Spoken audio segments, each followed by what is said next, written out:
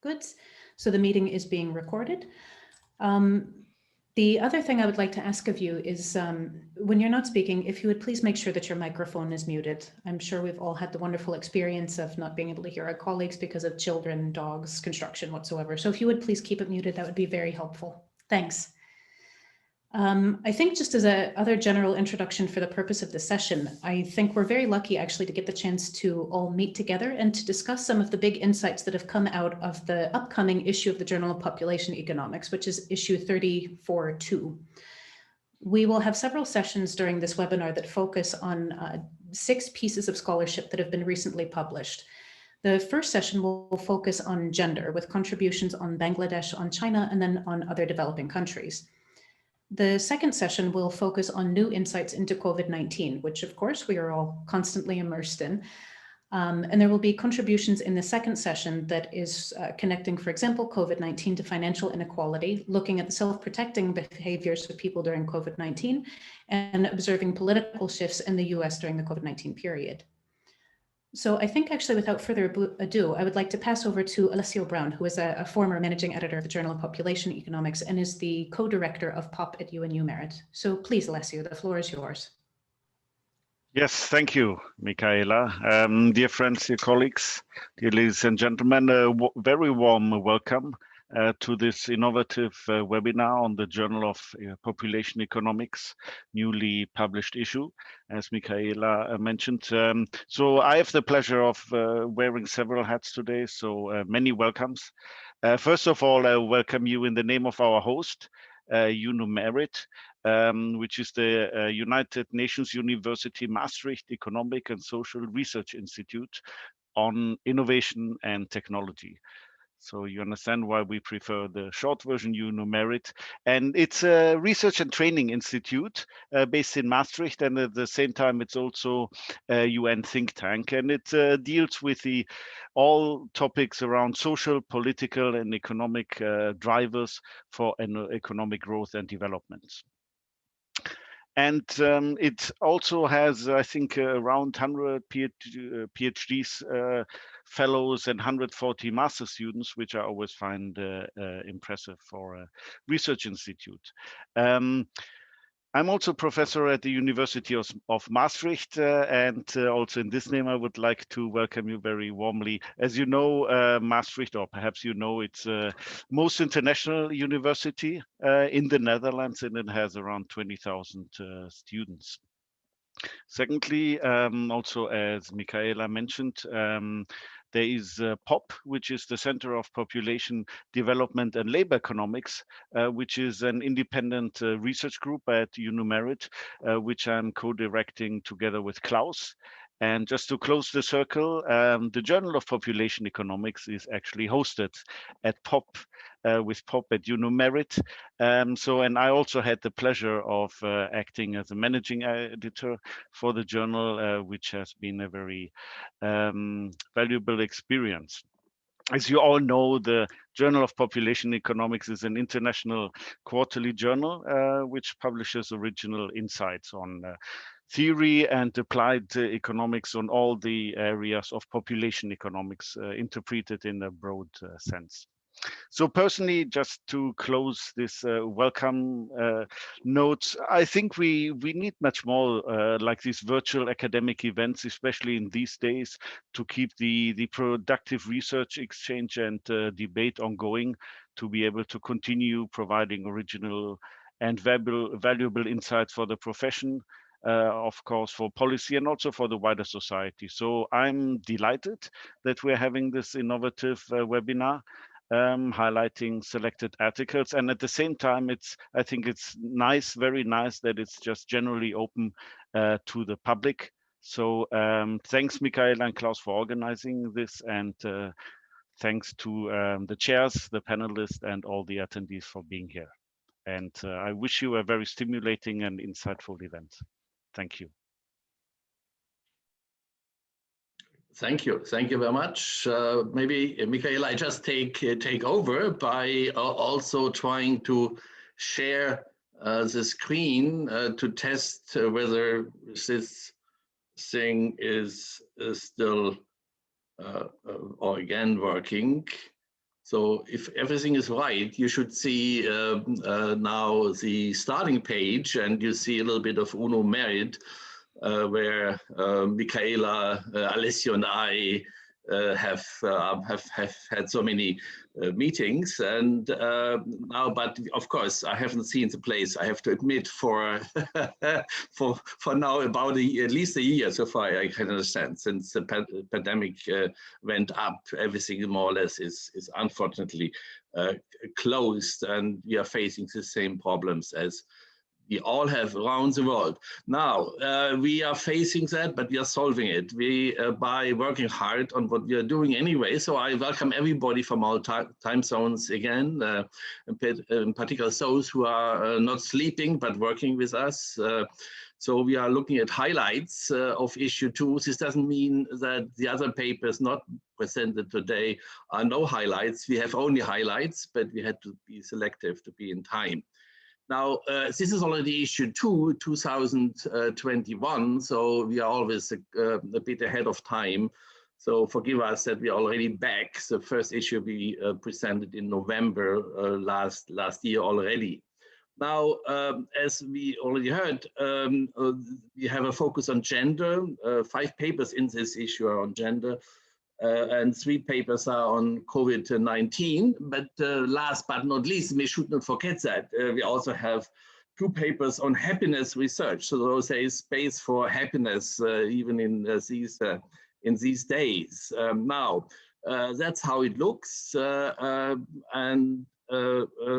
we are globally dealing with research on population, household, and human resources issues, not limited to any kind of special areas. So we have theory, applied papers, but we prefer full articles for those who haven't been aware of this, not short notes. Now, this is the leadership, so to speak. Next to me and with me is Shao-Sang Fang, Odette Galler, Terra McKinnish, and since January 1st, Gregory Pensier, who cannot make it today, but he is teaching actually, as also Madeleine Zawodny, the other managing editor, next to Michaela. So we have beyond that a editorial team of about 36 people in the board.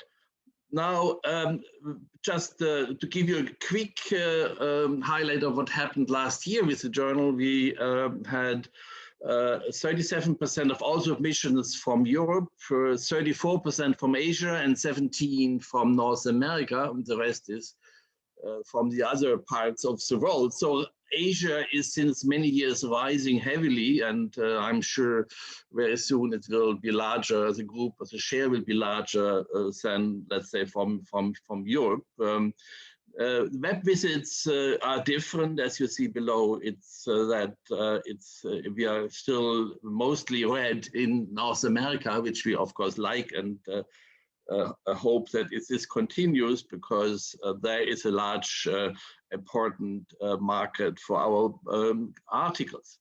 Now, well, as many other journals also, but we have in particular seen an explosion in 2020. You see this. There is a rise of 41% of submissions, which is maybe people just found the time to do work. So some people claim there is no time because so much pressure teaching. And I know. I talk daily with colleagues who have troubles and see the challenges. But at the other hand, what we see from the facts, there's a huge inflow.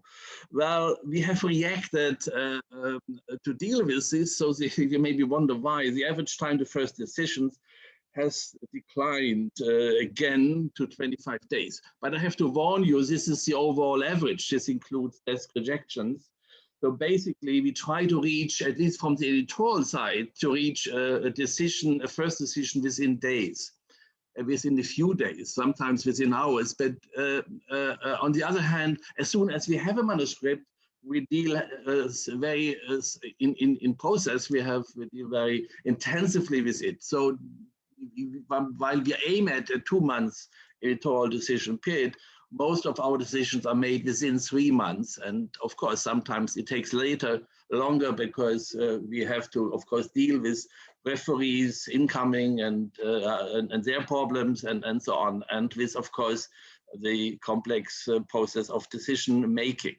Now, here you see more. I mean, first, the acceptance rate 2020 on decisions made has been 5.4%. So only a small amount of papers make it, unfortunately, given the space constraints we have.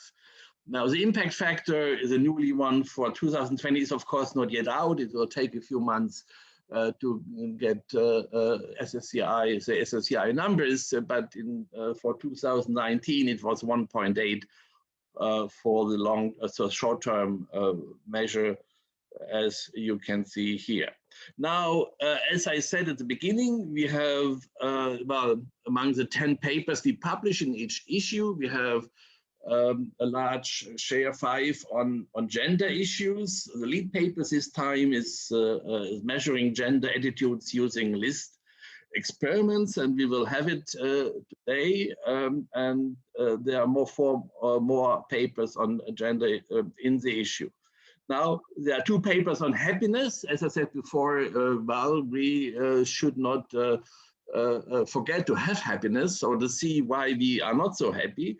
If those of you who are interested in the material around these 2 papers can look at the video by Danny Blanchflower, which was made when he gave his GLO seminar midst of last year. If you just go to the GLO website, you can find the video and consume with more time and hopefully more happiness that part. Now, then last but not least, because that's at this time a very intensive part of our activity, we look at many COVID-19 papers and try to give them a fast track if this is possible at all at this time. And we are sometimes very fast. We have been sometimes very fast within a few weeks with editorial decisions. That is not a thing we can do forever in this speed, but at the moment we thought it's needed. We have had last time in our, we started with China last year, and we had some papers on Italy. So this time we have Australia and North America with some very, very interesting findings, also already getting lots of attention, and I'm looking forward to the presentations. Also, I was one of the editors of this material. I mean, I'm still interested to see how now we get it over to the broader audience. So this is the whole issue. Thank you very much for attending, and I'm now giving back to Michaella to be the moderator. Thank you very much. Thank you very much, Klaus. It was a very nice introduction to what we're actually doing at the journal. I think actually I will now almost immediately pass over to Terra McKinnish, who is one of the editors on the Journal of Population Economics and will be moderating session 1 on gender issues in Bangladesh, China, and developing countries. So Terra, please. Yes, so we have 3 very interesting papers on gender to look at. I'm going to remind each of our speakers to stick strictly to our 10-minute time limit. After each paper, we will have a short Q&A session. So please, all participants, feel free to put your questions into the Q&A function, or if that's not available, the chat function, and I will moderate the question and answer session. Our first speaker is Niaz Asadullah, who is going to present his lead article with co-authors on measuring gender attitudes using list experiments. Thank you, Niaz.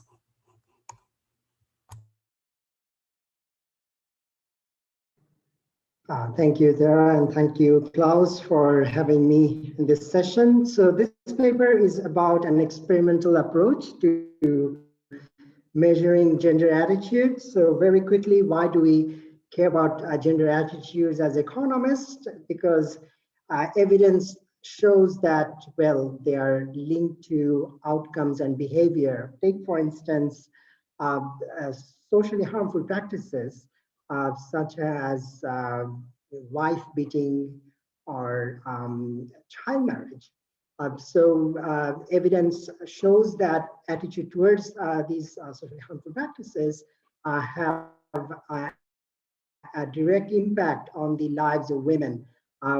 Traditional attitudes affect the timing of marriage, terms of marriage, and therefore quality of life within marriage, deciding the extent of violence that women experience within marriage. And these are sometimes related to real world outcomes, such as deaths related to marriage payments, suicides, and then also marital rape and sexual harassment. And for that reason, surveys, social surveys such as World Value Survey, Demographic Health Survey, and others such as Pew routinely gather attitudinal data towards a variety of issues, including gender issues. In this paper, we are particularly interested in attitude towards two socially harmful practices, which are widely considered to be a global problem, i.e. Domestic violence and child marriage. In South Asia, these two problems are quite severe. Violence against women in various forms are on the rise in India, Pakistan, and Bangladesh. And the region also happens to be a global hotspot for child marriage. In Bangladesh, for instance, more than 50% women between the age 20 and 24 would have married before the age of 18. But equally, the problem of violence against women is a serious one in Bangladesh. According to Gage's data, a quarter of Bangladeshi women would have been beaten at least once in a year by their husband. Now, the same data set also shows that paradoxically, close to a third of survey respondent female agree with the statement that it is okay for husband to beat them. And this is where we find a connection between outcomes and attitude, but we also argue that this shows internalized social norms and hidden support, and the extent of support towards socially harmful practices such as domestic violence or child marriage is likely to be much higher than what survey data shows. And let me give you a flavor of what survey data collects. So these, so when it comes to demographic household survey, so these are the kind of statements that are given to responding women, and they are asked whether they agree or not with these statements. And response to this are then taken as measure of extent of support towards domestic violence in this instance. Now, as economists, we are of course concerned with such attitudinal data for two reasons at least. First, there can be systematic non-response rate. And the second one is that respondent may tell us what we want to hear.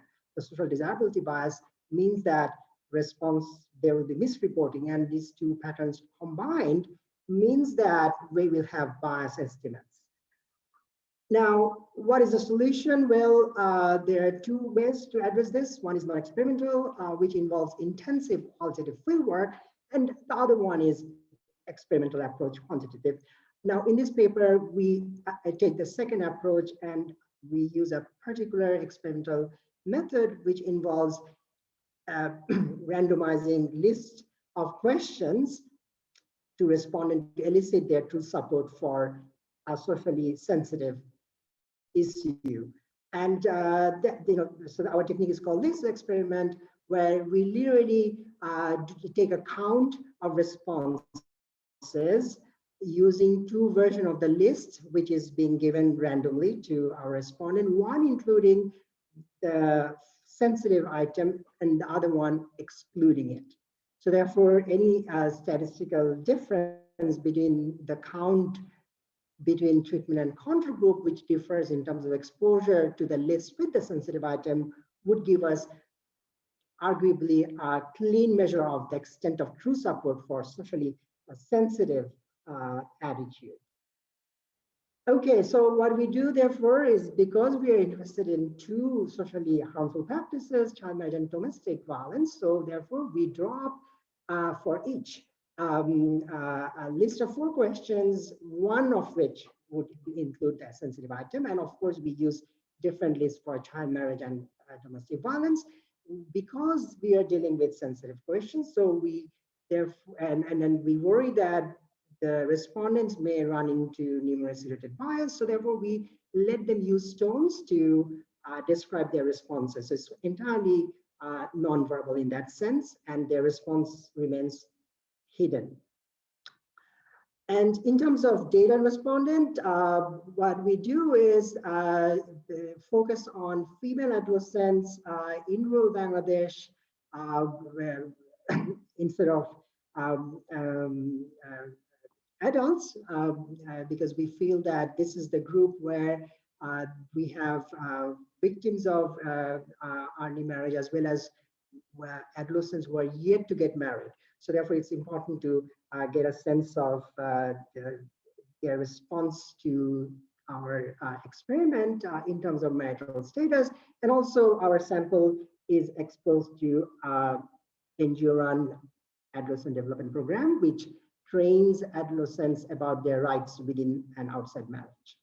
Now, so what is the main finding, the headline finding? The headline finding is that methods matter. So what we do in the study is, alongside experimental measure, we also replicate the traditional survey measure, which includes a direct question on sensitive items, mimicking what is typically done in DHS or WBS survey, and this is what we find.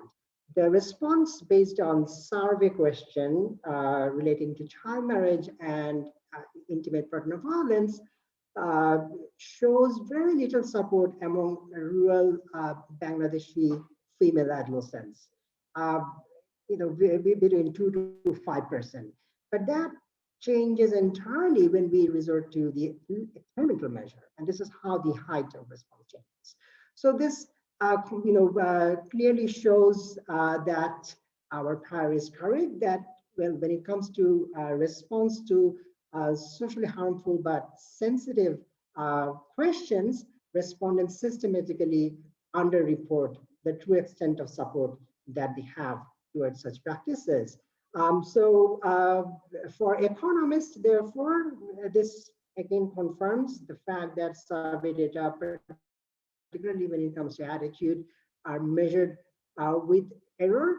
And the other, notable finding is that, well, there is some heterogeneity in the finding, in the sense that less educated girls are more likely to support child marriage compared to more educated girls. But when it comes to attitude towards domestic violence, we don't find such heterogeneous education effect.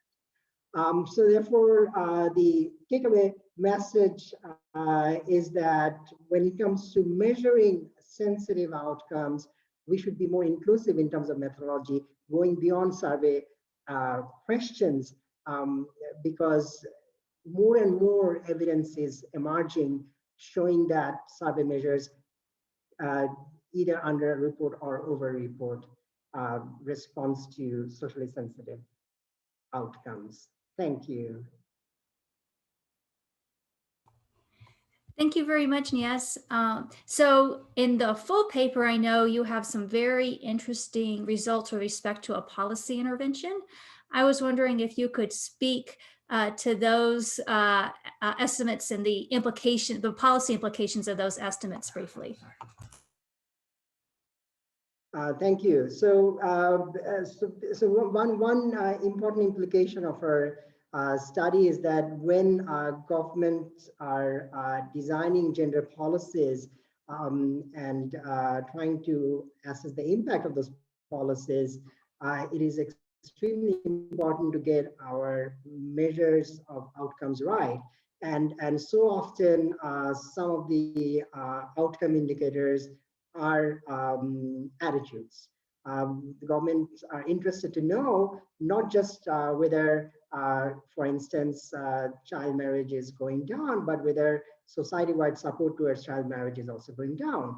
And this is where our finding is very relevant, that for program evaluation purpose, experimental measures are very important. So far as the larger literature is concerned, this is, to our knowledge, the first one that uses this experiment to study child marriage. There are some papers on domestic violence, And at the same time, there are some applications when it comes to other socially harmful practices, such as female genital mutilation and so on. In the paper, we do talk about a range of programs that are designed to empower adolescents and women, but those do not use experimental measure, they use survey measure. So I wouldn't therefore go there. Thank you very much. We'll move on to our next presenter. This will be Tang Dao, who will present his work with co-authors on the education gender gap and the demographic transition in developing countries. Okay, thank you very much. So let me share my screen. Okay, so okay, that's my great honor to be on behalf of my co-author to present our joint work on the education gender gap and the demographic transition in developing countries, joined with Julio Davila and Angela Crowley. Okay, so our research origins from the some observed starlight effect in the 20th century. So from here you can observe the downward movement, that reflect the decline in fertility over time, and you also observe the rightward movement, which reflect the improvement in the education gender gap across gender. And you could also observe the improving living conditions reflected by the increasing GDP per capita. And in the 20th century, we witness the diffusion of home appliances, which really benefit biasly to the woman in the household. Given that we assume that the woman is more responsible for the housework. And if you compare the demographic transition between the Western Europe in the 19th century and the red in the 20th century, we find that though of the latter start around 1 century later, but at a much lower GDP per capita. And the fertility fell in the latter from the high rate, and it did so much faster than the former. So it raised the demand to search for the alternative explanation of the demographic transition. So we raised some fundamental research questions. The first one is how the decline in the education gender gap play a role in the demographic transition and the emergence of sustained growth. And what's the mechanism interconnecting the key empirical feature of the demographic transition, the decline in education gender gap, and the transition to sustained growth across developing countries. Okay, so our contribution, we complete the literature by providing a novel explanation with the empirical validation for the 20th century demographic transition for developing countries. So what's the mechanism? So we argue that the technological progress creates and diffuse the home appliance, which save the woman for the save woman time for housework. Okay, so this channel allows the woman have more time for childbearing and for the labor supply. Okay, in the household, when the household anticipate their daughters spend less time for the household in the future, they have more incentive to invest in education for daughter.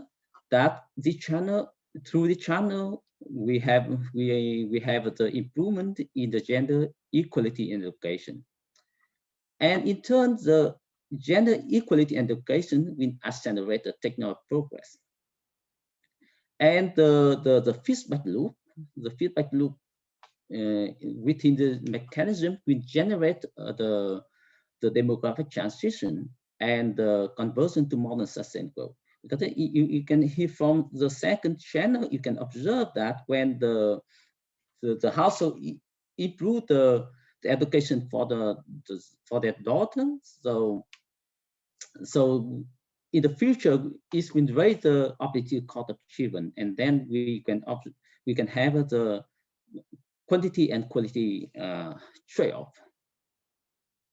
And everything will be clear in the microstructure of the model. So basically, we developed an overlapping generation model in which each household lives for the 2 periods, let's say the childhood period and the adult periods. And basically, the household will choose the consumption, and the number of children, and the education investment for their son and for daughter, respectively.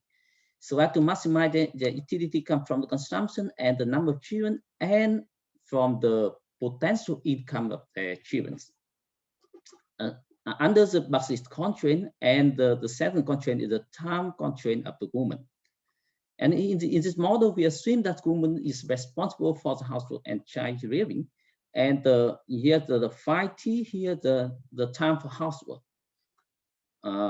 Okay, it's basically it is a function of a level of technology A, and it should be the decreasing function in the level of technology.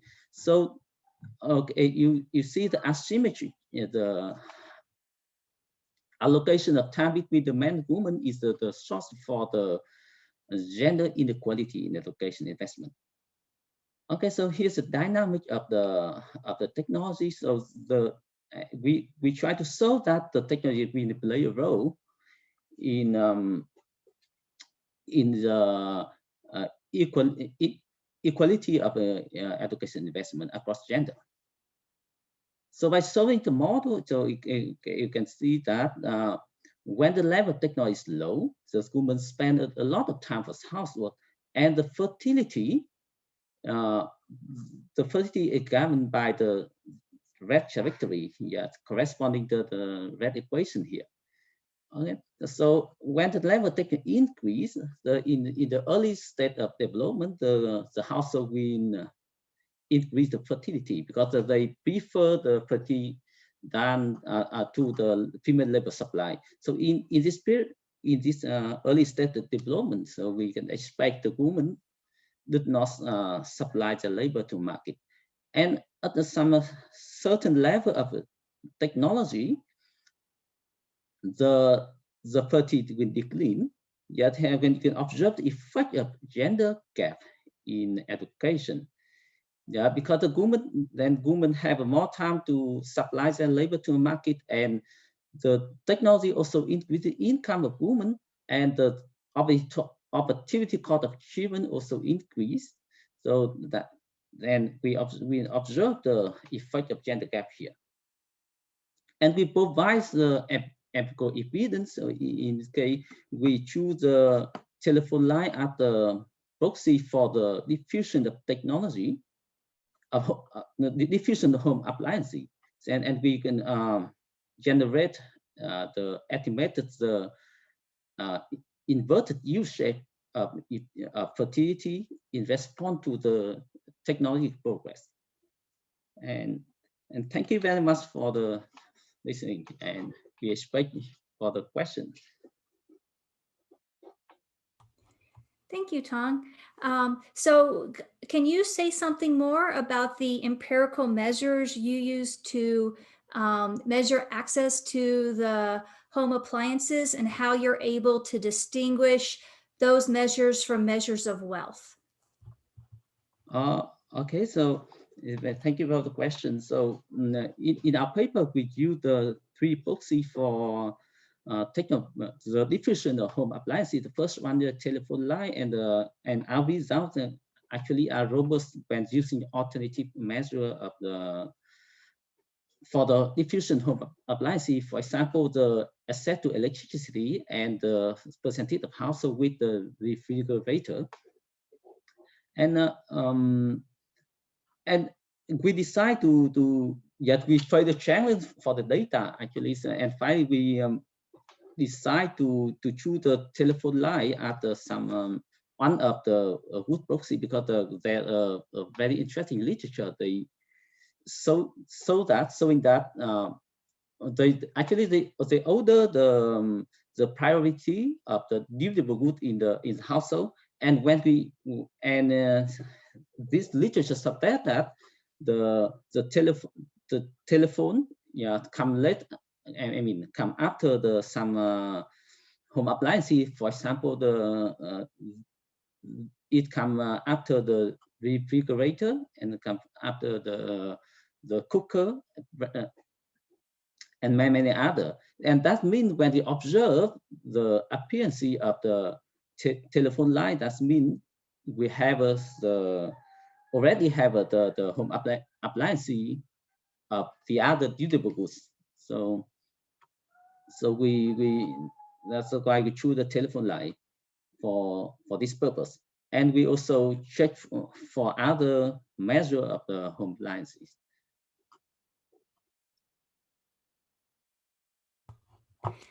Thank you very much, Tank. I appreciate your excellent presentation. So we will move now to our next presentation. Our final presentation in the gender panel is by Yun Xiao. She will be presenting her work on education and gender role attitudes.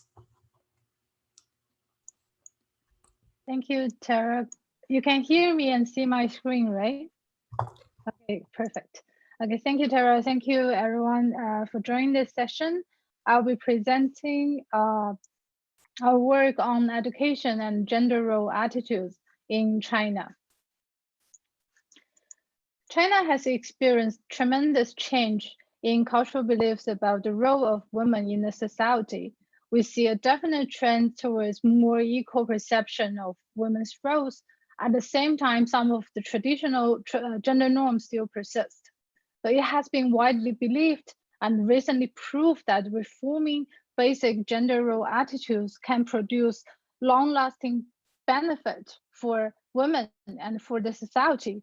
But to really reform these attitudes, it is essential to first understand how these attitudes are formed and shaped. So this paper is going to show you whether education plays an important role in shaping the gender role attitudes of individuals. In particular, unlike most of the existing studies that talk about correlations, we identify the causal link between education and gender role attitudes.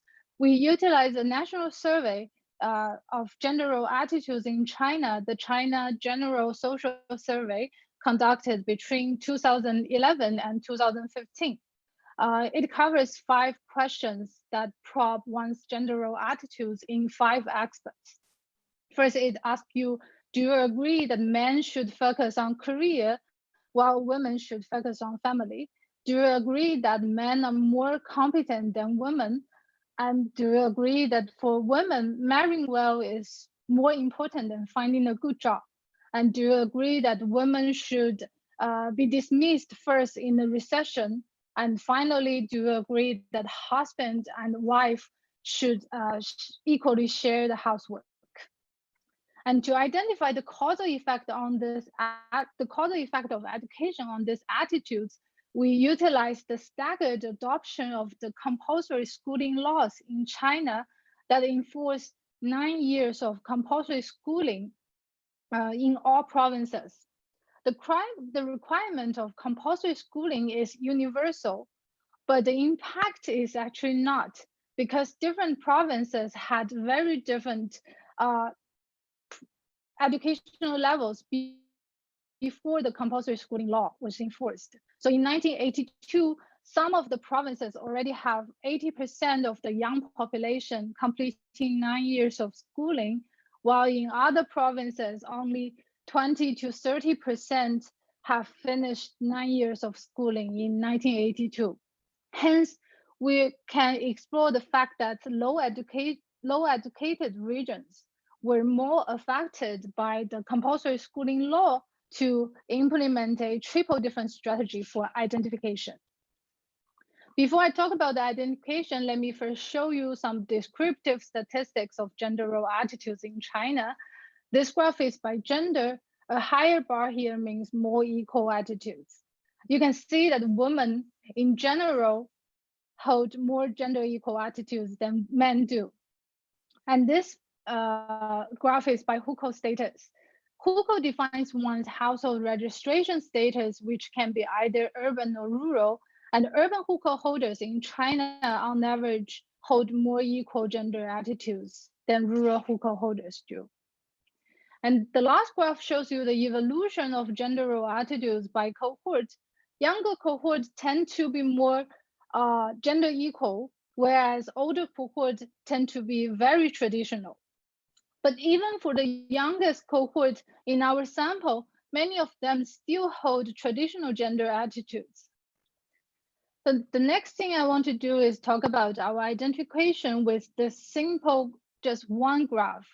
So in our paper, we created a measure of eligibility to the compulsory schooling laws that is shown in the red split line here.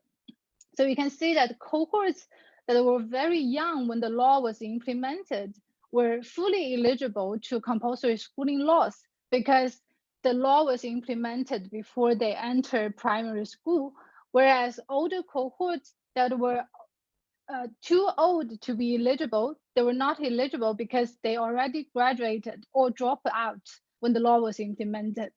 And then we estimate the partial correlation between educational levels in 1982 and the probability of completing compulsory schooling by age when the law was implemented. You can see that for age groups that were not eligible to compulsory schooling law, the probability of completing compulsory schooling correlates with the educational levels in 1982. However, there is no correlation for age groups that were fully eligible. This means compulsory schooling law in China eliminates the cross-region differences in the rate of finishing compulsory schooling, and also how much this compulsory schooling law reduced the cross-province differences in a given age group depends on our eligibility measures. Therefore, we can implement a triple difference strategy to identify the causal effect of the law on education. We first compare older versus younger cohorts in provinces with different pre-reform educational levels, but same effective dates of the compulsory schooling law. And then we compare provinces with early and later effective dates. And our treatment measure is the exposure, the eligibility to the law interacted with pre-reform educational levels. This is our first stage results. So we find that the high educated province, people in the low educated provinces were more affected by the compulsory schooling law in terms of their years of schooling and also in terms of the probability of completing junior high school education. And then we are going to use this to identify the causal effect of education on gender role attitudes. Let's just look at the third panel here. This gives you the IV results. We find that increasing education by 1 year increases the probability of holding gender equal attitudes towards the relative competency of women by 10 percentage points, and towards the relative importance of marriage for women by 14 percentage points, and towards equal housework division by 5 percentage points. Overall, we find a large effect of education in making people holding more equal gender attitudes. Another important finding is the heterogeneity by gender and by hukou. Overall, we find that the effect of education is stronger and more significant for females, although the difference between male and females is not really statistically significant. And though we also find that there is a stronger effect on urban hukou holders. And we think this is because the urban society has been more open and more traditional in the past. Hence, their attitudes can be shaped more easily by education. We also provide the results on the effect of education on behavior, and we talk about the potential mechanisms. In particular, we emphasize that media use can be one reason why people are being more open to new attitudes. And also education increased the economic value of women, which could subsequently in making them be more gender equal in terms of attitudes. So this is all I want to present now, and I'm going to stop here for the sake of time. Thank you. Thank you, Yun. So I was wondering if you had thought about the information from your reduced form estimates as opposed to your two-stage least squares estimates, because the compulsory schooling laws will affect not just the woman's own education, but will have labor market and marriage market effects by affecting the education of both women and men in her cohort, right? Should we prefer perhaps the reduced form results over the two-stage least squared results, since the effect of the compulsory schooling law will probably not operate just through the woman's own education? Yeah, so actually in our paper, we also mentioned that the compulsory schooling law not only improves one's education, actually it improves a whole cohort's education. So when we interpret the two-stage least square results, we would like to think about it as more like the compulsory schooling law improves the education of a whole cohort, and then it increased like making people believe in more gender equal attitudes. But then when interpreting the policy impact, we would like to trust more the reduced form results, because that's what we want to see. What is the effect of having a compulsory schooling policy on people's gender attitudes? Yeah. Thank you. And with the last few remaining minutes, were you able to find any evidence related to this labor market effect mechanism when you talked about the potential different mechanisms? So we find that education reduces the probability, so a woman's probability of giving birth to another child, given the first birth is a girl, and we find that education increases labor market participation. We think this too shows that education itself empowers women. So it empowers women, increase the economic value of women. But the thing is, we are not sure that whether the causal link goes from labor market participation to attitudes or the other way around. So we can only say that this is a potential channel, but not really like a definite channel happened. It could be that they change attitudes first and they decide to work or decide to not giving birth to a second child. Yeah, so this is just purely suggestive, and we think this will be a future direction for our work. Thank you very much, Yun. I'd like to thank all three of our speakers on this panel. It's very challenging, right, to make an effective 10-minute presentation of an entire research paper. And I really want to congratulate all three of our speakers on really doing a magnificent job of highlighting what was really important about their research in such a short space of time. Really excellent presentations. Thank you.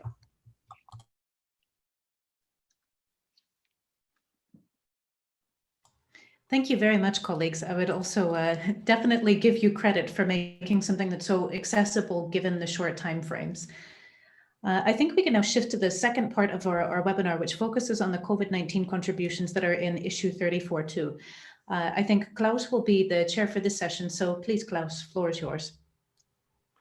Yeah, thank you very much.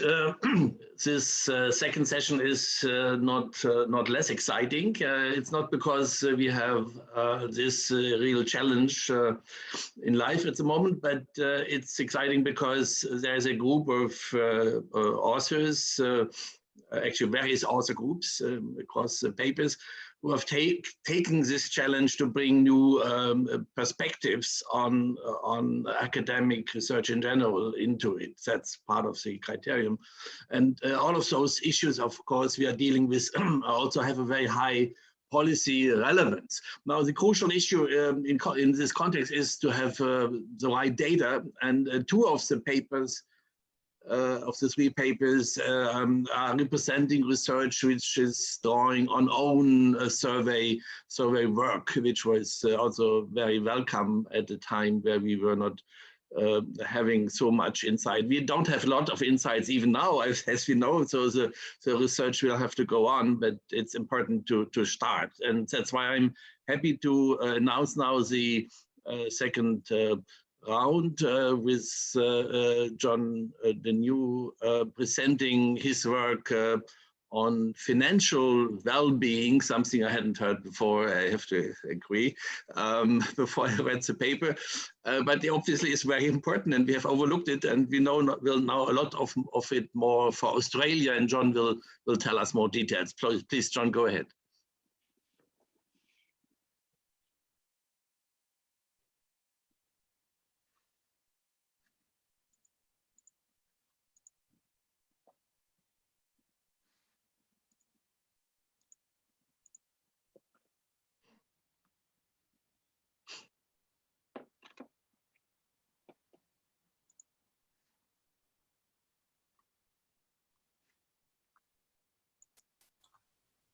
Is that coming through? Yes. Yeah, okay, excellent. All right, well, thanks very much for having me here. It's really a great idea to have an event like this. So this is some joint work that I've been working on this past year with some colleagues from University of Melbourne and Monash University here in Melbourne as well, and also a colleague at Georgia State University. And as Klaus mentioned, I'm looking at the interaction between COVID-19 labor market shocks and financial well-being. And you probably might not know very much about financial well-being, and so I'll go into that in more detail. So we're very much interested in examining, as Klaus mentioned, sort of some of these very interesting times that we're going through in COVID space. And especially for Australia, this is of interest because for 3 decades, we've had continuous growth in this country. Very low unemployment, but now, of course, we're really facing dramatic turbulence in our labor market, massive underemployment, negative growth, recession, et cetera.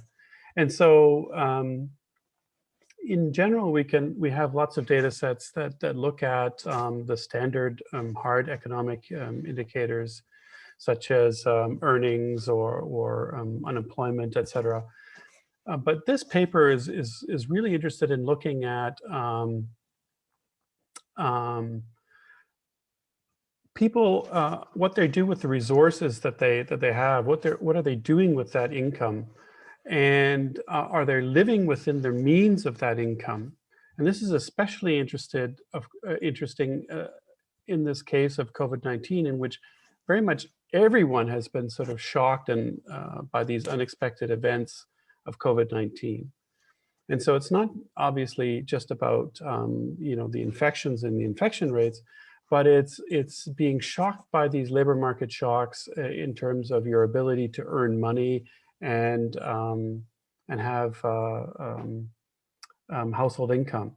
And so how have people been dealing with these events? How has sort of COVID-19 labor market shock really impinged on their ability to enjoy their income and to use their income? So the cool thing is that you could look at these questions really at all different levels of income, and so it really goes across the board. How are people coping?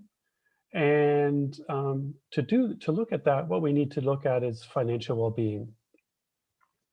So financial well-being is defined as the extent to which people both perceive and have financial outcomes in which they meet their financial obligations, financial freedom to make choices that allow them to enjoy life, and the ability to control their finances and have financial security. And in 3 time periods: now, in the future, and under possible adverse circumstances. And we use various indicators to pick this up, but you'll see how we do this in the operationalization in our data set.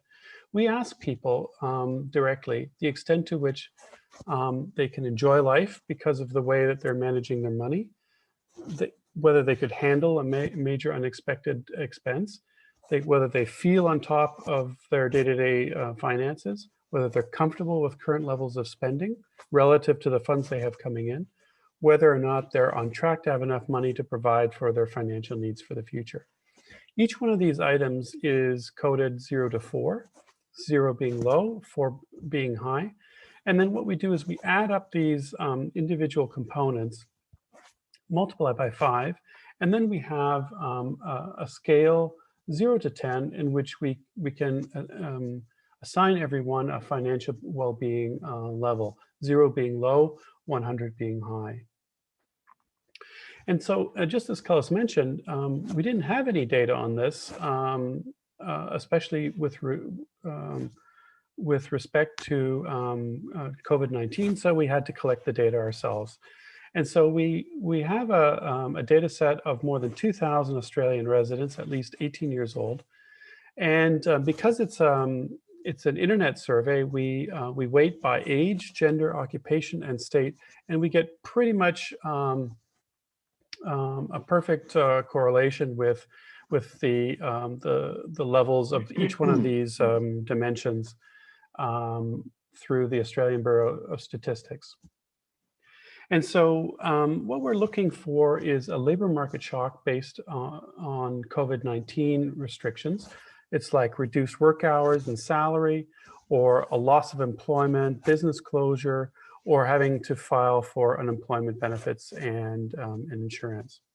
We have a whole bunch of other control variables like household size, gender, age group, occupation, whether you're unemployed, state of residence, and a host of interactions. And let's have a look at the distribution as we observe it. So the dark bars are the distribution of financial well-being in Australia as we observe them, those people who had issues with COVID and those who didn't. But let's have a look at the distribution of financial well-being with those who did have COVID-19 labor market shocks. That's the light gray bars. And you can see it's moved over to the left.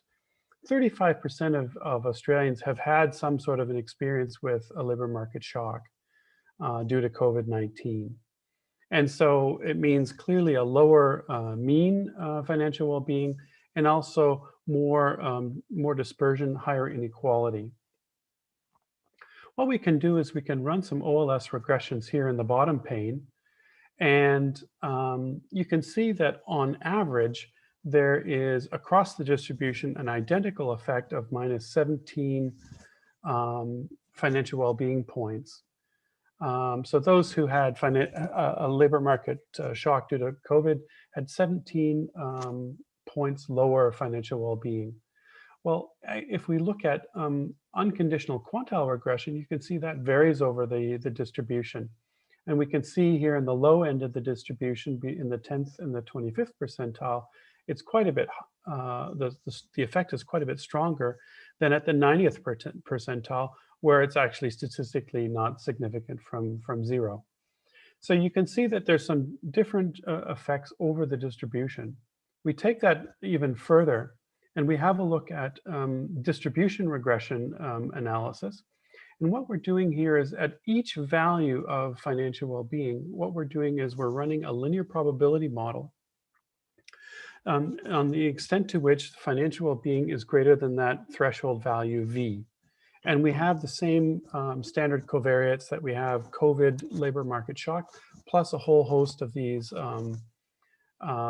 standard control variables. And the really interesting part about distribution regressions is that if you add up each one of these individual coefficients over the distribution, that effect, the sum of these linear probability model coefficients is actually identically the overall OLS coefficient. So you can see where the largest contributions are coming from in the distribution to that overall coefficient. So you can see which particular areas are being hit hard, but then you can look at the extent to which there's a lot of mass in that particular area. So we can see that in the 40 to 60 range, most of that effect is being felt by Australian respondents as COVID hits. What we can also do is we can look at the factual distribution and the counterfactual distribution of those who have been hit by some sort of COVID labor market shock. So if we look at those who have been affected by a COVID labor market shock, these are the dark bars. And what we can do is we can counterfactually remove that shock effect, that negative shock effect. And when we do that, in fact, what we see is the entire distribution moving rightward. Not only does the distribution move rightward, but inequality drops. And here the Gini drops for this population from 0.275 to 0.191, a fairly substantial drop if you're looking at Ginis. And also the 90-10 ratio drops from 5.0 to 3.2. So that's it here in the bottom pane. And in the top pane, you can see the cumulative distribution functions here, the density functions, in which you can see, in the counterfactual, there's just like this movement to the right, and you can see how these the counterfactual really changes the distribution. So in conclusion, there's really some very strong negative associations of labor market shocks, specifically due to COVID, on financial well-being. In fact, there's a 17% or 17-point lower financial well-being experienced by people on a 0 to 100 scale if they've experienced these shocks. And that goes straight through the distribution, and actually the removing of this shock actually lowers inequality. So you can see that the shock really increases as associated with an increase in inequality. So despite all of the programs that we had in Australia with short-time work and the doubling of unemployment assistance, even then we've had some really substantial hits to financial well-being. So we really do need to focus on ways that we can target our assistance to this very disadvantaged group. Thank you very much. Okay. Thank you very much, John. I see you are still alive, and it is early morning, and I see you 3 in the morning. Good. Yeah, looking good. So, of course, yeah. So, since we should ask questions, and I cannot see any from the audience at the moment, I take the liberty to ask myself. Now, you made an important point that financial well-being is important. But of course, you know that I guess financial well-being is very much correlated with general well-being. Yes. Now, the issue is, I would want to ask, to make your case more powerful, you would have to make clear that this relative to general well-being is mattering more or less in cases, in this and that cases. And that could be, for instance, when it comes to different classes of people. Let's say those people are living at low income levels in comparison to those in general, with general income, with the general income situation, or those who are threatened by losses of business in the long term. So the shock is more permanent or something like that. So could you a little bit elaborate on in that line? Sure. So what we were trying to pick up with financial well-being was something fairly specific. a lot more specific than general life satisfaction or happiness. And so what we really wanted to pick up was these specific components in the definition. And the thing is that by asking the questions that we have, so these questions, we can actually pick up those specific concepts. So you're clearly right. There is going to be correlation between financial well-being, subjective well-being, income, etc. But what we pick up is, for instance, is that there's going to be, specifically in Australia, there's a lot of people who have a lot of household debt. So they may be, typically it's house purchase.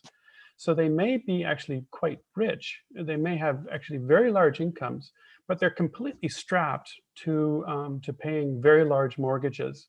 So they have accumulated typically 200% of their at least 200% of their household income in debt. And so when shocks hit, they may actually be very, very damaging for people who are not very flexible. And that wouldn't be picked, we wouldn't pick that same thing up with looking at impacts on income as much as we would here, because you know, some people may be quite well off, but very inflexible with respect to liquidity. Okay, thank you, John. I have now a question from Abel Brodeur, who wrote it in the chat. I just read it, John, to you. Yep. He is curious if there were any questions in the survey about whether respondents received any financial support from government or bank or something like that. Yeah, so I was specifically interested in exactly that. And so we pick up specifically whether they get financial support through unemployment assistance or short-time work payments. And we also pick up, for instance, well, we asked the question whether banks have supported them by, say, giving them a holiday of, say, 6 months in terms of mortgage payments. That question wasn't nearly as well answered. I think people were very touchy about those kinds of questions, but you're right. Those are very important questions to be asking. Okay, so I see no further questions at the moment. So if anybody in the panel would like to raise spontaneously questions, can also just start talking, so to speak. Unmute yourself and ask question. Yeah, but I don't. John, just a follow-up. So sure. do these questions, I understand for the bank, you know, the question was maybe hard to understand or people didn't feel like answering, but for the other question, did you see any interesting correlation with financial well-being? Did it reduce, in a sense, you know, this inequality, this increase in inequality in financial well-being? Were you able to look at any of these questions? So what we pick up is, for instance, if someone is on unemployment assistance, or whether they are in short-time work and they're receiving payments, we consider that to be a labor market shock. So the thing is that it basically all of these results are conditioning on already those support payments being there. I wouldn't even. That would be horrifying to see what that would be taken out, because Australia was at least a country that very quickly implemented these policies, and in fact, the unemployment assistance was double that of the pre-COVID period. So it would have been much worse. That's an excellent question. Okay. Unfortunately, I didn't have a panel, so I in that sense, I couldn't have you know, had something before COVID. But yeah, you do your best with what the data you have. Will be a follow-up survey? We're contemplating that, yes. Okay, okay. So since I lived a while with you in so to speak in Melbourne, I have so much good memories, and I hope that there will be soon a time where I can return and we go out for lunches. Yes. And dinners Well, and we're doing better now. We're 3 weeks now. No COVID in the state of Victoria. 3 weeks. Yeah, but how can I come over? I mean. Okay. Thank you very much, John, and have a good rest of your night. Let's move on from a big jump from Australia to the United States, to another group of people who dared to collect data in the middle of the challenge, not only for one country, for many countries, but I think today we hear only about the United States. You know that self-protecting behavior is key to the issue. We knew this since decades, yes, I mean, from other pandemics, but well, why doesn't work it so well, or how does it work? That's what we learn hopefully now, and I think we learn a lot from it. Matthew Zahn will present the paper. Matthew, please. Great. Thank you for having me. As Klaus said, we're going to examine socio-demographic factors and their association with various self-protecting behaviors during the COVID-19 pandemic with a focus on the United States. Okay. So just to sort of start off with some motivation for our work, as we were discussing earlier, human behavior directly impacts disease spread. And actions like social distancing reduce infection rates, not only for yourself, but also if you're taking yourself out of the community or limiting your interactions with the community, you're lowering the infection rates of other people. And despite the benefits of these behaviors, universal adoption is not guaranteed for a host of reasons. In this paper, we argue that costs is probably one reason or one explanation for that. And we're going to examine what sort of socio-demographic factors might predict these self-protective behaviors and maybe proxy for some of these costs in the context of COVID in the United States. In terms of why we're doing this and why it might be valuable, we believe that there's a gap in the literature that guides pandemic policy. If you look at what epidemiology does, their models are very sophisticated and can accurately predict disease spread, but they make a lot of assumptions about behavior, in particular that there's no endogenous responsive behavior as disease spread and disease conditions change. Economic models have tried to capture this endogenous behavior response, but they include limited amounts of heterogeneity in the individual behaviors that they're modeling. Arguably, this feature is okay if you believe that individual behavior during a pandemic is homogeneous. And in this paper, we provide evidence that that is not the case. And that is something that we need to be more mindful of going forward as we try to, take lessons from this pandemic and, prepare for, God forbid, the next one. Just to sort of preview what we did, as Klaus said, we used survey data that was gathered for this purpose, and it really provides detailed insights into individuals and how they're responding to the pandemic across a variety of circumstances. And our big takeaway result is that higher income is associated with larger changes in these self-protective behaviors, and that only this pattern can only partially be explained by other factors that would proxy for adopting these actions to be more costly. So being unable to telework from home, living in an uncomfortable housing situation, any of those sorts of characteristics only partially explain this income pattern. And to give you guys a sense of the visual, we looked at three different types of behaviors in this paper. First, whether you changed any behavior at all following the pandemic, whether you increased hand washing or mask wearing behaviors, and finally, whether you increased social distancing behaviors. And you'll see from the picture that as you go from low income to high income, the uptake of each of these behaviors is increasing. It's not perfectly linear by any stretch, right? Like if we look at increased hand washing and mask wearing, most of the action and the increase appears to come in from the low to high income sense, but that's sort of the focus of our paper, the low versus high income. And we find that there are statistically significant differences in the uptake of these behaviors following the start of the pandemic. So just to provide some context about what was going on with COVID in the United States when our data were collected, by the end of April, there were over 1 million COVID cases in the United States, and it was the leading cause of death in the country. In terms of the policy response, the Trump administration didn't really offer a unified strategy on lockdowns or mask wearing, and really put the onerous for that on states to sort of develop and enforce their own responses.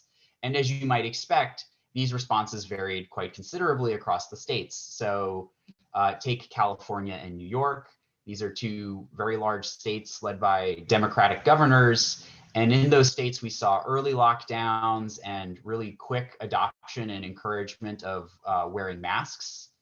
And if you wanted to contrast that to two other large states like Florida and Texas, which are led by Republican governors, we saw lockdowns much later into the outbreak of the pandemic and a real hesitancy to really encourage people to wear masks. So that's kind of just like the background for what was going on when our data were collected. That whole process and that collection effort is summarized in a companion paper, but just to give you some of the key highlights, they were collected in the third week of April in 6 countries. This paper focuses on the US, and the US sample includes about 1,000 people from the 4 states that I mentioned. The sample for the United States is nationally representative according along age, gender, income, and racial demographics.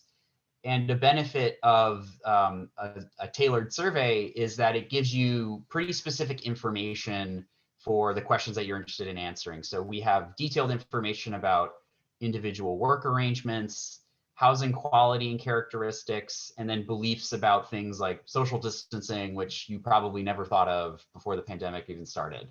So this is a really useful information source for our analysis.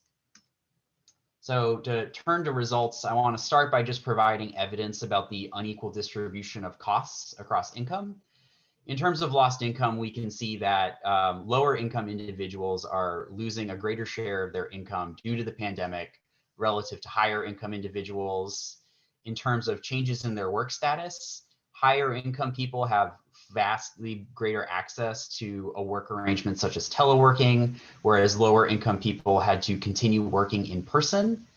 And in terms of job separations, we find that lower income individuals were the most likely to have a temporary separation from their jobs, and were the least likely to have not lost their jobs in that sense. So we took these demographics and ran a series of linear probability models. This is just a summary of some of the key results. It's not all of the socio-demographics we examined, but some of the more interesting ones, I would think.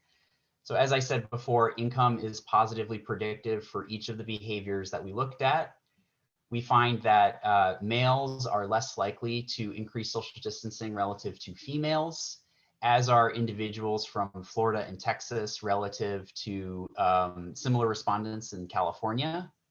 Housing characteristics are also important. So if you live in a house that doesn't have access to open air, we find that individuals are less likely to increase social distancing, and that's kind of intuitive, you would say. Like if it's uncomfortable for you to social distance at home, you're probably not going to be able to do it. As are other factors like being able to telework, whether you've lost income, and if you believe social distancing are effective policies, you're more likely to adopt them. So you might be thinking, so I want to take these results and just sort of offer some like thoughts about, what we could do with them. The first is that, I started by saying we want to take this information and look ahead to what we can do to the next pandemic, right? So policies that ignore circumstances and constraints of individuals are not going to succeed, and they're not going to be sustainable. So we can take action now to make the next pandemic less severe. So one example would be to, we find that open space at home predicts more social distancing behavior. So maybe policies that increase access to open air, either in public housing or public parks, could be an effective way to lower the cost of social distancing for some of these people for whom we find that it's very costly for them to engage in these behaviors. Alternatively, we also see that teleworking lowers the cost of these protective behaviors. So having government policy to incentivize or provide resources to firms to make this work arrangement more widely available, I think would be really useful in lowering these cost barriers for more people so that the next pandemic is not nearly as bad as this one. And then you might have been thinking to yourself during the presentation, like, well, none of these findings are particularly surprising, and we would say that we agree. Actually, the patterns that we identified in this paper were predicted by a group of social scientists that just wrote a little opinion piece right as the lockdowns began in the United States. And we see this as an opportunity for more multidisciplinary collaboration in an effort to prevent flawed policies from being rolled out. And we think that these partnerships are an opportunity to inform new data collection efforts and analyses that can improve pandemic policy going forward. So some examples, how information and beliefs affect behavior, or building a epidemiologically grounded model that relates individual behaviors to disease spread, but captures all of the heterogeneity that we documented in our behavior responses, are just two potential opportunities or avenues for these multidisciplinary efforts. With that, I think I'm done. So thank you very much. Well, thank you very much, Matthew. Very well done. Now, you have analyzed that or you found in your studies that income is related to protective behavior. Now, how much can you differentiate between, let's say, income in general or occupations? I mean, lots of risky activities come through occupations which you cannot choose easily. So people like us can stay home, but if you are selling goods in a shop, then you cannot. You have to go to work. Yeah. So the survey did capture occupation information, and that is something that we looked at. So even in the higher income quintiles, we see people who are going into work. And when you go look down into the data, these are like people who have like frontline professions, so like medical workers, for example, where you have a high income job, but it forces you to continue to work in person. Similarly, on the low income side, we found that those people tended to be like service workers, grocery, gig jobs like Uber, that sort of thing. So we saw that as a validation of sort of like the survey was the information from the survey was sensible. Okay, thank you. Now, John has another question. Yeah, it was a sort of a follow-up. I think sort of the low end of the market, sort of probably the United States as well, like Australia, has a very high proportion of casualized workers. Mm-hmm. So if you don't work, you don't get paid, you don't eat. And that's what happened at the very beginning. Before there were these massive support payments, people were forced to continue working even though that they were potentially even already sick. And so that spread dramatically. So I think that's an economic circumstance. It's not really a personal decision on a behavior. Right. It's just because I'm forced to. Right. The health wealth trade-off is really profound in the COVID case, and we think that really is what's going on here for these low income people who don't have access to these work arrangements. They've lost relatively more income. They have to work, and which prevents them from social distancing in order to put food on the table and just survive amidst all the other stuff that's going on. But I think one of the policy responses has to be something along the lines of, if you're sick, there has to be some sort of support payment to keep you at home. Yeah, absolutely. Yeah, totally agree. Well, now my other point is you rightly point out that behavior is central, at least from our point of view. Yes, unfortunately, the groups of scientists advising governments currently are not really investigating behavior. Some of them, I mean, if you look in Germany, some of them claim that it's relevant, but they are not heard. So that's why, I mean, at the end, if you look at least from the German perspective, if you look around, the only answer we have to the pandemic is to closing down everything. Yes, that's because we have no answer, and the argument is we do not know anything about behavior. Of course, the real reason I think is that we're not looking early on. Yes, for collecting broadly data. I mean, and for testing. Okay, so what do you think about that? I mean, can we learn at least from research like yours for the future, for future pandemics? I would hope so. I think we provide evidence about, you know, there is a behavior gradient and it is real. I think what we really view as the next jump off point from this piece of research is some sort of dynamic model of behavior that has an epidemiologically grounded process of disease spread, so that we can really document the dynamics of how, as the disease progresses and individual behavior interacts with that, what the endogenous behavioral response is going to be. And I think that would be some of the most compelling evidence to underscore that point. But until then, I think studies like these, because there are others, are really important for highlighting that there is going to be a gap in terms of what the policy wants to achieve versus what people are going to do. In the United States, at least right now, we see that playing out with vaccinations. There are some health experts saying that even after you get your vaccination, you can't change your behavior yet. You got to wait for some arbitrary benchmark, right? And that's a huge disincentive for people to get vaccinated, and it's at odds with the reality that a lot of people are going to do once they get vaccinated. The odds are they're probably going to be a little bit more comfortable eating out or something like that. So I think there's some of these messaging problems that research can hopefully change or influence going forward. Okay, thank you very much. I don't see any other remarks here, so I think we can move on to the last paper of this second session. Also a very important paper. Abel Brodeur will talk about the US presidential elections. We all were following what happened. The question is, how does politics interact with COVID-19, and to what extent is the outcome related to what was going on? So, Abel, we are very much interested in listening to your story of what has happened over the last months.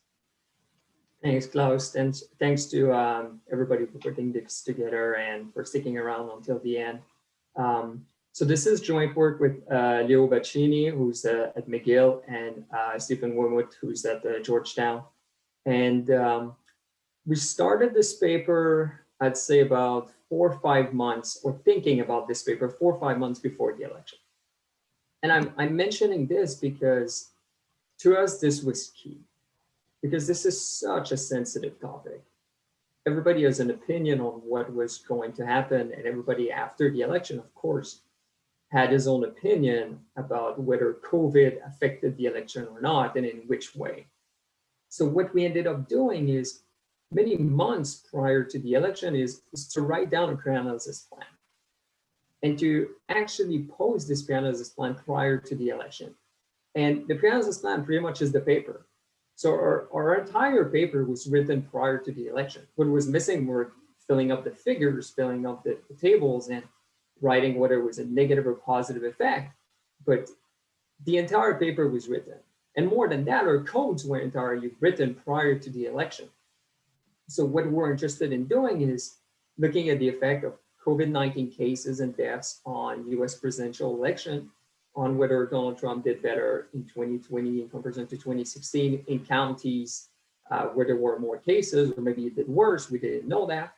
And so we wrote down, all our codes and data, and we had also an instrumental variable. I'll come back to this, but the entire thing was written, was done. And the day of the election, we started getting data. So we just pressed one button and the paper was all written, all the tables were generated. And then I had the answer to that question that I'd been waiting for months to know. Did Trump lose the election because of COVID-19? Now, of course, the US politics is more complicated than that. The day of the election, we didn't know. The following day, we didn't know. I'm still not sure whether we know whether he lost or won. I sure hope so he lost and this is the end of this, but it took a very long time for us to be very comfortable with our results. So what we did was to keep running our model with more and more data. More voting data was coming in every day, and we kept getting the same answer. And I'm talking about the timeline here because I just want to say kudos to, you know, Klaus, the reviewers, and everyone, because from the moment of the election to a month later, the paper was accepted. And I've never personally experienced or talked to anyone who has experienced something like this. This is a lengthy paper. We had 4 reviewers. We submitted the paper, I think, around mid-November. And within a week, we had 4 reviewers, 4 referee reports. Within a week of that, we resubmitted the paper, then a second round, then the paper got accepted really fast. And the point of the paper was not only to answer that specific question, but also to point out the fact that the media got this question wrong. And the day of the election, each of my co-authors, we decided to watch a different network. And I was assigned to Fox News, which I guess was a lot of fun, whereas one of my co-authors was on CNN and et cetera. And there was this sense that Trump, whether he would win, would be because of COVID, or whether he would lose would be because of COVID. At least that was the idea before the election. And then on election night, it kind of changed. People started talking about other things, or maybe mismanagement of other events. And to me was exactly the point of our paper. You cannot do a naive analysis. And on election night, they were doing this a lot. They were looking at, you see these counties, there was a lot of COVID cases and Trump did well in these counties. And then I was thinking to myself, this is national television. You cannot say this. I mean, there's clearly a reverse causality here. I mean, places with a lot of COVID cases are places with Trump voters because they're not wearing masks. They're less likely to comply with social distancing orders. So of course, you're going to get that places with lots of COVID cases per capita are places that Trump are going to win. And before doing this analysis in our analysis plan, we actually did some analysis of the 2016 presidential election and COVID-19 data. And you can predict the election in 2016 with COVID-19 cases and deaths because of behavioral response that is related to political identity. So for us, the point of the paper was first to say, you shouldn't do this naive analysis, and we show in the paper that naive analysis is going to lead to biased estimates. But then it was to try to go further. How can we get the causal effect of COVID-19 on the presidential election? So the first thing we did was to look at whether Trump does better or worse in a given county in comparison to 2016. So using the change in votes from 2020 to 2016. But also to try to include state fixed effects and a lot of different variables that are related to demography that are predictors of voting behavior, but also of COVID-19 cases. And when you start doing this analysis, this reduced form analysis, then you're not able anymore to predict 2016 or 2012. So we started being more confident with this OLS. And this was even before getting the 2020 data. And the other thing that we thought about was, in the US, it was a big deal, the fact that there were a lot of COVID-19 outbreaks in counties and locations with meat processing factories. So we're going to use this as an instrumental variable. Are you in a county where there's a lot of workers in that specific industry? And we're going to use this as the instruments to predict whether there was a lot of COVID-19 cases in a specific county, and then looking at the relationship between COVID-19 cases per capita on whether Trump did better in 2020 in comparison to 2016 or worse. So that's the setup. Now, if you do this, you're going to get an interesting result, which is that Trump might have lost actually because of COVID-19. So that's our main result. And you might think, well, this is not very surprising. But actually, if you looked at survey data in the US prior to the election, I mean, Trump's approval rating was actually quite high among Republicans. According to some survey, for instance, GLO, Trump's approval rating, was still close to 50% early 2020. It decreased over the summer, but still a lot of Americans thought that Trump did a good job related to the pandemic. Of course, a lot of Americans also disagree with this and think that Trump did a terrible job, a terrible response to the pandemic. And this leads us to, which I think is the most interesting exercise in our paper, which is a counterfactual. We're going to take our reduced form estimates, and we're going to be trying to look at doing a counterfactual exercise, looking at whether Trump would have won the election if he would have dealt differently with the pandemic.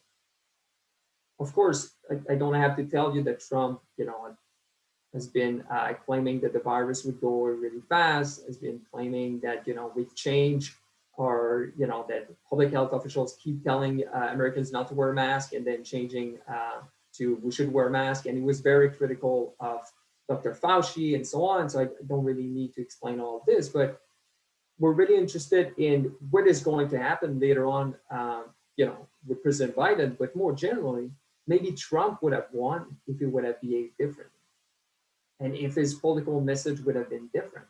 But then the question is, how many less cases do you need for Trump to win the election? And the answer is not that many. I'll show you this on the following slides.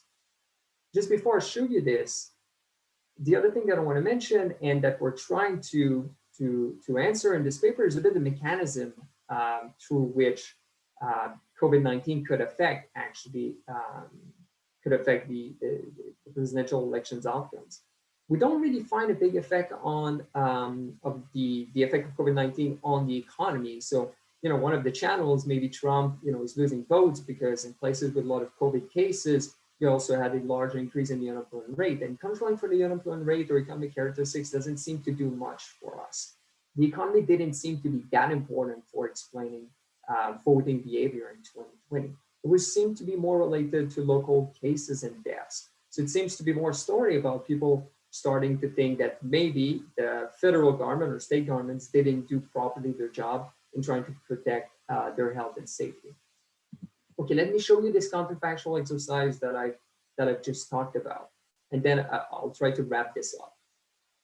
So here what we're doing is for the entire US, we run OLS into SLS models, and we get that the more cases in a specific county per capita, the more Trump lost votes in 2020 in comparison to 2016. And if you look at the gap for states that are swing states that Trump lost by a small margin or could have won by a small margin. So if you look at, for instance, Arizona, Georgia, Michigan, Pennsylvania, Wisconsin, the gap in number of votes was quite small between Trump and Biden. And we showed that for 3 out of these 5 states, if number of COVID-19 cases would have been 5% lower in these states, which is not a lot, would have been 5% lower, Trump would have won these states and would have been reelected. In Arizona, you just need 1 or 2% less COVID-19 cases according to our model, and you would have won. In Georgia, it's 5%. In Wisconsin, you need only 2-3% less. In Michigan, you would have won the election with 15% less COVID-19 cases, and in Pennsylvania with 10% less. So Trump is not the president of the United States anymore, not by a lot. It was a close election, and just maybe telling people to wear a mask or to follow a bit more public health recommendations could have completely flipped the election. So even with Trump saying all the things that he said, just changing a bit the public discourse could have had a huge effect, according to our results, on the presidential election. Now, the last thing I want to talk about is, and I'm happy to show you the results, the tables and so on, if you have any questions, but the last thing I want to talk about in wrapping this up is it's not really clear what's the reason why really Trump lost. So there's different theories of why why after a natural disaster or a pandemic or a big event like September 11, why people would rally behind a leader, behind a political leader. And there's sometimes this idea of retrospective voting, which is that you're going to either sanction your leader for the way that he handles, in this case, the pandemic or this event, or sometimes you're going to actually embrace the leader depending on the leader's behavior. And if you look at many other countries and other papers that have came out, they actually find that the incumbent seems to gain out of COVID-19 cases and pandemic. But that doesn't seem to be the case for Trump. And this could be related to the fact that his approach to the pandemic was very different than the approach of many other leaders in the OECD countries. The other thing that could be happening is that there's a change in policy preferences in the US. So of course you have more COVID-19 and maybe people are switching in terms of what they want in terms of policy. Maybe they're switching from employment to more, an expansion of the social safety nets. Maybe you have, a real change in terms of preferences of people. So we're not really able to disentangle whether it's really that they're punishing or sanctioning Trump or whether it's really a change in policy preferences. But what we know is that overall Trump seems to have lost because of the COVID-19 pandemic, and not by a lot, and things could have changed drastically if Trump would have just handled the pandemic slightly differently. So I'm definitely looking forward to your question and feedback, and if you want more information, obviously the paper is available online. Yeah. Thank you very much for this interesting contribution. And of course, I'm sure this, as provocative the whole debate is, this will be hopefully also for all of us, it will be of much interest and will be further debated. I have a few comments and we have first Andrew Clark who has a point. Andrew? Yeah, you wrote me in the. Yeah, Klaus, Andrew's not a panelist, so he won't be able to turn on his thing. So. Yeah, so Andrew's question is, if the election would have, ended 3 weeks earlier, there would have been less cases and Trump would have won. So the answer to this, this is a great point. So here, of course, the timing is very important. So if you look at when the cases are happening, what seems to matter is cases really that happens during the summer, because there was a lot of voting that happened in anticipation.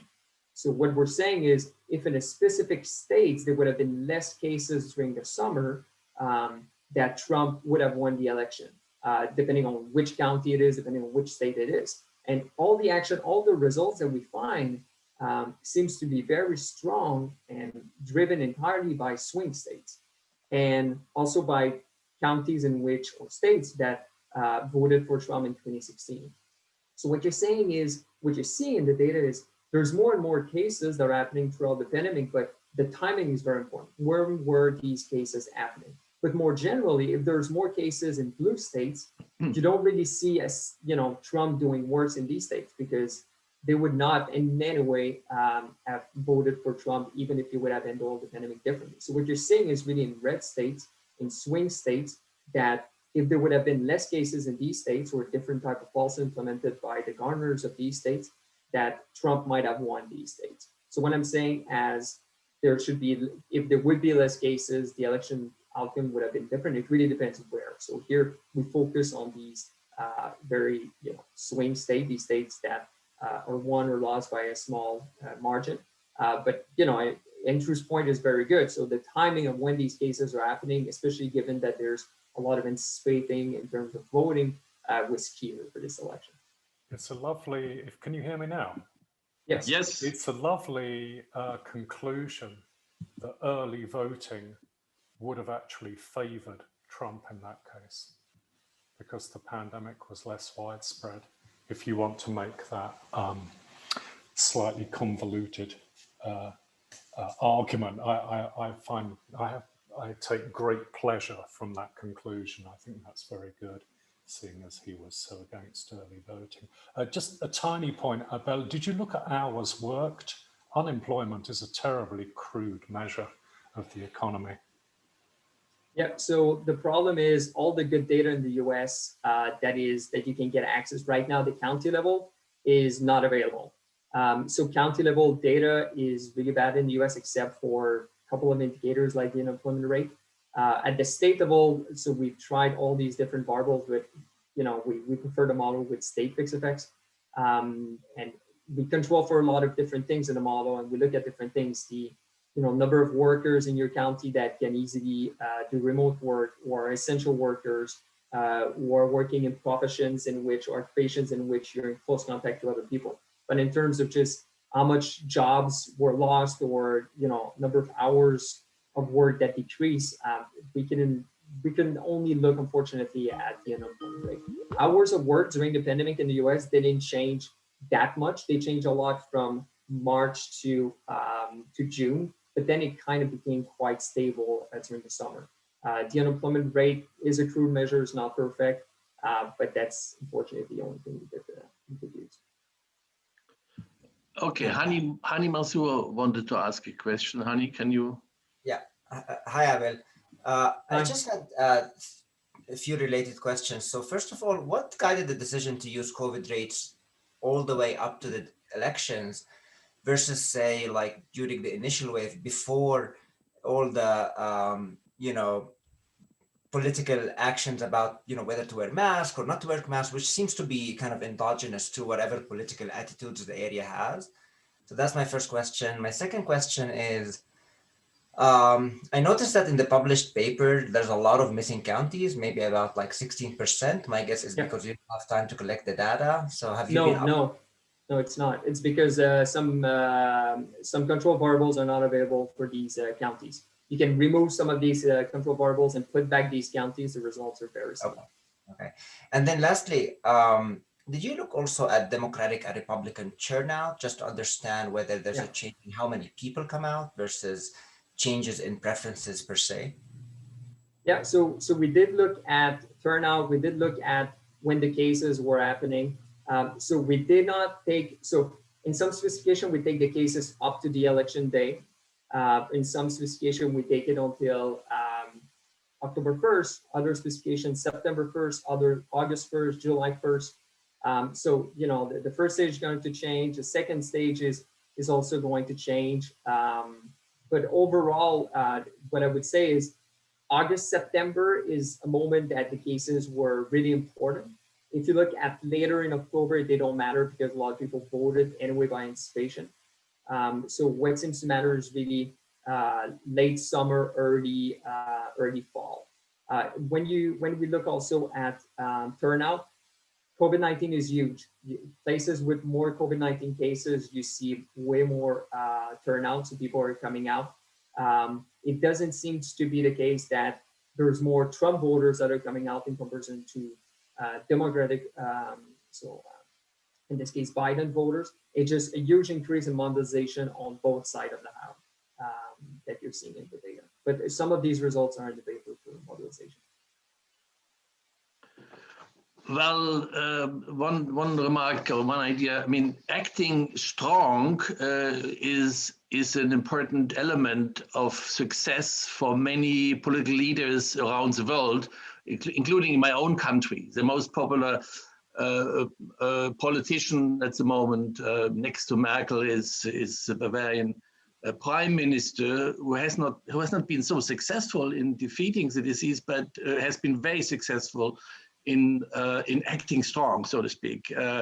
Now, I can imagine if Trump would have acted strong, in addition to what he has done anyway, he would not have made his real supporters so happy, because they are more related to not being moderated by the government. And isn't the United States different, let's say, from Canada and Germany or so? So I think here, I think a lot of people are getting a bit this wrong in general, because Trump voters would vote for Trump no matter what. Biden voters would vote for Biden no matter what. What we care about is people at the margin. And these people at the margin usually would not vote. Or maybe they would, but maybe they switch. But I think here what happened is there are some voters that were at the margin in urban areas, a bit in the suburb, white woman, that sometimes don't vote, or maybe they vote, sometimes Republican, they switch. And this is what's really happening here. In these places were hit really hard by COVID-19 cases. In rural areas, there's no effect. There's really nothing happening. In places where Trump is always going to win, you know this in advance, COVID-19 has had no effect. You look at cases, it doesn't matter. The same in places that Trump would always lose. COVID-19 cases is not related to voting behavior there. So that's why I'm saying, 5% cases less in some states.